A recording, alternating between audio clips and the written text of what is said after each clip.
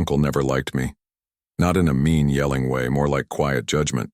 Every time I walked into a room, he'd glance at my hands, then look away. No birthday cards, no hugs. I thought he just hated me. Then last month I found an old family letter in my grandma's attic.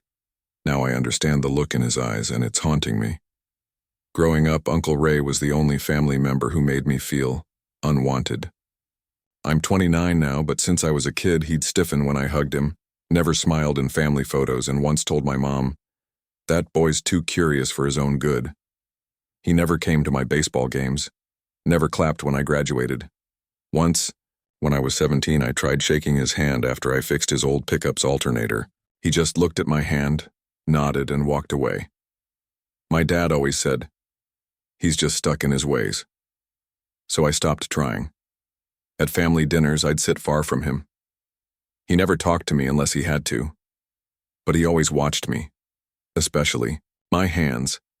It creeped me out, but I chalked it up to him being weird. Until my grandma passed away. That's when everything changed. After Grandma passed, the family gathered to clean out her house. I ended up in the attic, sorting through dusty boxes of church programs, photo albums, and old kitchen gadgets. Tucked inside a worn cookbook was an envelope with my name on it. For Danny, if he ever wonders. That stopped me cold. Inside was a single-page letter, handwritten in my grandma's neat cursive. It started like this: "You were never supposed to know this, but now that I'm gone, you deserve the truth." My heart was pounding. The letter went on to say that when my mom was 19, she got pregnant unexpectedly, but not by her high school boyfriend. The man was older, married. She never told anyone who the father was. Only Grandma knew, and here's the line that froze my blood. "Ray always blamed himself for what happened between your mom and his best friend." Wait, what? I read it again. Ray, his best friend, my mom. My hands were shaking. I took the letter downstairs, like it was on fire. My cousin Ben, Ray's son, was flipping through a photo album on the couch. I sat next to him, still rattled, trying to act normal. Then I saw it. A photo tucked into the back of the album, not even in a sleeve. It was my mom, looking about 20, laughing beside a man in a flannel shirt with a goofy grin. Ray was standing, in the background, arms crossed. I pulled the photo closer. Ben said, "Oh yeah, that's Dad's old friend Frank. He used to come around before I was born. My mom hated him." Frank. My stomach dropped. I had no idea who my father was. My birth certificate had a blank line, and now here was a name, a face, a connection. I slipped the photo into my pocket when no one was looking. That night I stared at it for hours. My mom never spoke about my real dad, but now I knew someone who could, someone who never looked me in the eye. Uncle Ray. I didn't sleep that night. The next morning I drove to Uncle Ray's house. No warning, no plan. He answered the door, like he always did, tight-lipped and tense. "Can I talk to you for a minute?" I asked. He hesitated, then stepped aside. We sat in silence until I pulled out the photo.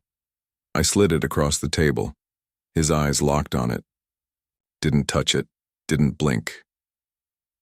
"Is this him?" I asked. Ray stared for a second longer, then nodded once. "Frank." He said the name like it tasted bad. Then he whispered, "I told him to stay away from your mom, told him she was too young, too good. He didn't listen." I felt a knot in my chest. Was he my father? Ray looked down at my hands. "You got his fingers," he muttered. "Same crooked knuckles I saw it the day you were born." I wanted to scream, cry, run, but I just sat there. "Why didn't anyone tell me?" "Because your mom was protecting you," he said, and I was too ashamed to admit I brought that man into our lives. Before I left, Uncle Ray said something I didn't expect. "There's a box in the garage. Been sitting there since the day your mom left town. Thought you might want it now." He led me out, pulled a dusty tarp off an old filing bin, and handed it to me without a word. I opened it right there. Inside, a torn baseball glove with my name stitched in sloppy thread, a folded-up birthday card that said, "To my son," but was never signed, and a cassette tape labeled, "For when he's old enough." I didn't breathe for a minute. Ray looked away. "Frank gave that to your grandma before he disappeared. Said he wanted to explain things himself one day." I asked, "Did you ever listen to it?" Ray shook his head. "Didn't feel like it was mine to hear." That line hit me harder than I expected. For the first time in my life, I didn't see a man who hated me. I saw someone who had been holding guilt like a brick on his back for decades, and maybe protecting me in his own broken way.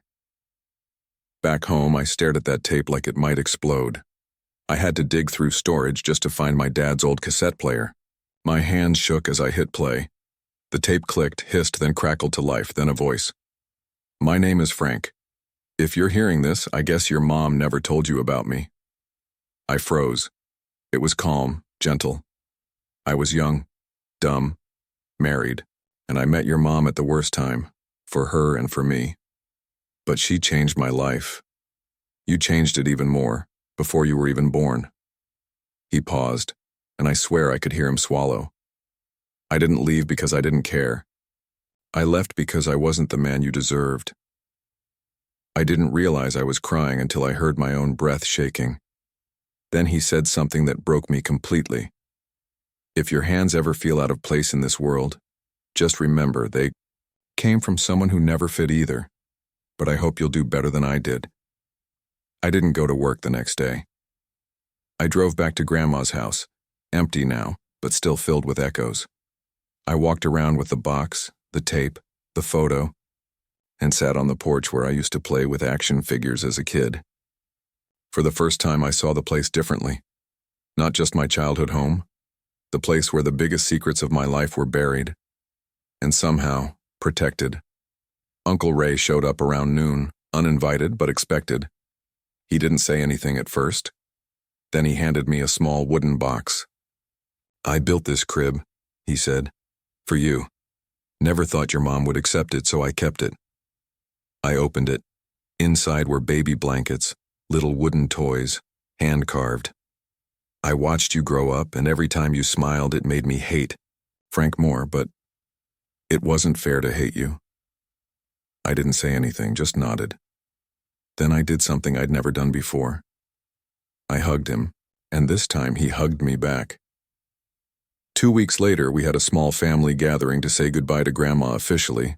I wasn't planning to say anything, but my aunt asked me to say a few words.